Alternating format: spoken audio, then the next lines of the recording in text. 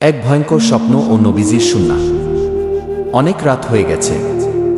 আকাশে চাঁদ থাকলেও মেঘে ঢাকা, চারপাশে এক অদ্ভুত নীরবতা। গ্রামের এক কোণে একটি ছোট ঘরের ভিতরে শুয়ে আছে 10 বছরের এক বালক, তার নাম জয়নুল। মায়ের আদরে রাতের খাবার খেয়ে সে ঘুমিয়ে পড়েছে। প্রথমে ঘুম ছিল আরামদায়ক, কিন্তু কিছুক্ষণ পর তার মুখে অস্বস্তি, কপালে ঘাম আর চোখের পাতার কাঁপন বলে দিচ্ছিল সে শান্তির দেশে নেই। সে দেখল এক অদ্ভুত অন্ধকার জায়গায় সে দাঁড়িয়ে আছে। আকাশ লালচে, বাতাস গা শিউরে ওঠায়, কোথাও কোনো আলো নেই।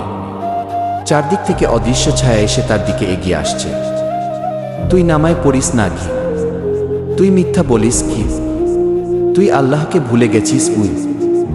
তোর জায়গা জাহান্নাম। একটা অন্ধকার ছায়া এগিয়ে এসে তাকে আগুনের মধ্যে ফেলতে উদ্যত হয়।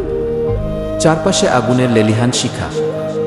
ভয়ানক সেই কণ্ঠ বলছে, তুই এখন আগুনে পুড়বি।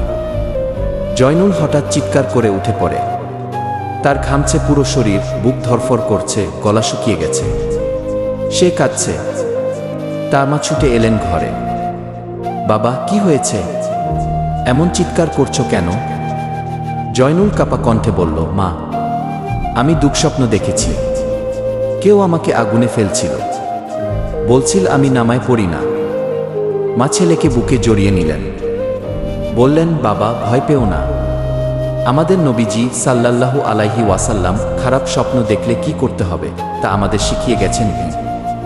তিনি ছেলেকে বোঝালেন, যে কেউ খারাপ স্বপ্ন দেখে সে যেন বাম দিকে 3 বার হালকা থুতু ফেলে এবং বলে, আউযু বিল্লাহি মিনাশ শাইতানির রাজিম, অর্থাৎ আমি অভিশপ্ত শয়তান থেকে আল্লাহর কাছে আশ্রয় চাই। তারপর কিবলামুখী হয়ে ঘুমাবে এবং কাউকে সে স্বপ্ন বলবে না। কি? মা বললেন, এসো বাবা, আয়াতুল কুরসি পড়ি। রাতে ঘুমানোর আগে এই আয়াত পড়লে শয়তান কখনো আমাদের ক্ষতি করতে পারে না। কি? জয়নুল ধীরে ধীরে মায়ের সঙ্গে আয়াতুল কুরসি পড়তে লাগল। আল্লাহু লা ইলাহা ইল্লা হুয়াল হাইয়ুল কাইয়্যুম। তারপর সে আবার ঘুমিয়ে পড়ল। এবার সে শান্তিতে ঘুমায়। সে দেখে এক আলোয় ভরা পথ, 2 পাশে গাছ আর ফুল, পাখির গান, হালকা বাতাস বইছে। সামনে থেকে এক কোমল কণ্ঠ বলছে, নামায় পড়ো, সত্য বলো, আল্লাহ তোমার সঙ্গে আছেন। কি? সকালবেলা জয়নুল ঘুম থেকে উঠে যায়। চেহারায় এখন আর ভয় নেই, আছে প্রশান্তি। সে মাকে বলে, মা, আমি আজ আর কোনো দুঃস্বপ্ন দেখিনি। আমি এখন থেকে নিয়মিত নামায় পড়ব, ঘুমানোর আগে কুরআন পড়ব আর আয়াতুল কুরসি কখনো ভুলব না, ইনশাআল্লাহ।